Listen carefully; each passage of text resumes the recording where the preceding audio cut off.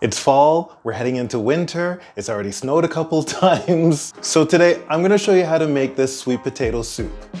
It's very luscious, it's very creamy, it's super delicious, so let's get started.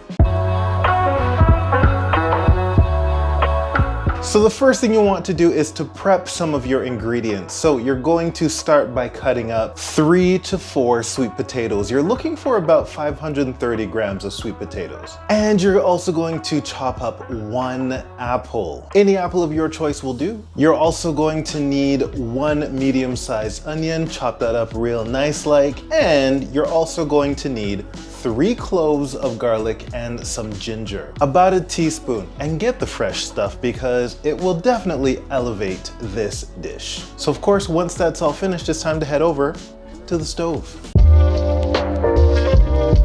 In a large pot, you're going to drizzle about 2 tablespoons of olive oil. And once that heats up, it's time to add in your onions. While they're sizzling away, you're gonna add in your salt and your pepper to taste and let those onions saute for about 5 minutes. Awesome! It is now time to add in those sweet potatoes and the apple. And you're gonna saute all of that again for about 10 more minutes. Once the 10 minutes are up and the sweet potato and the apples have had time to soften up a bit, you're going to add in 1 teaspoon of coriander, 1/4 teaspoon of ground nutmeg, and 1/2 teaspoon of smoked paprika. And of course, we can't forget about the garlic and the ginger that we previously chopped up, so add them in now. Then you're gonna add in 1 can or about 400 milliliters of coconut milk. And the final ingredient, 4 cups or about 880 milliliters of vegetable broth. Once you've stirred all of that together, put the lid on and let it simmer on a low heat for about 30 minutes. Now we just wait.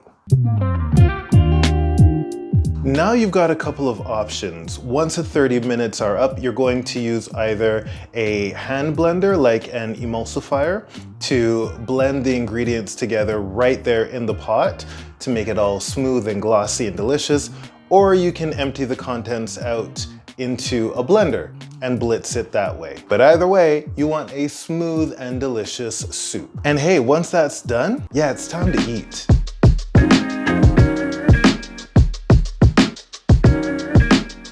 So let me know what you thought of this recipe and what else would you like to see me do right here on The Active Foodie, because that's me, and I'll see you right back here in the next video. Bye.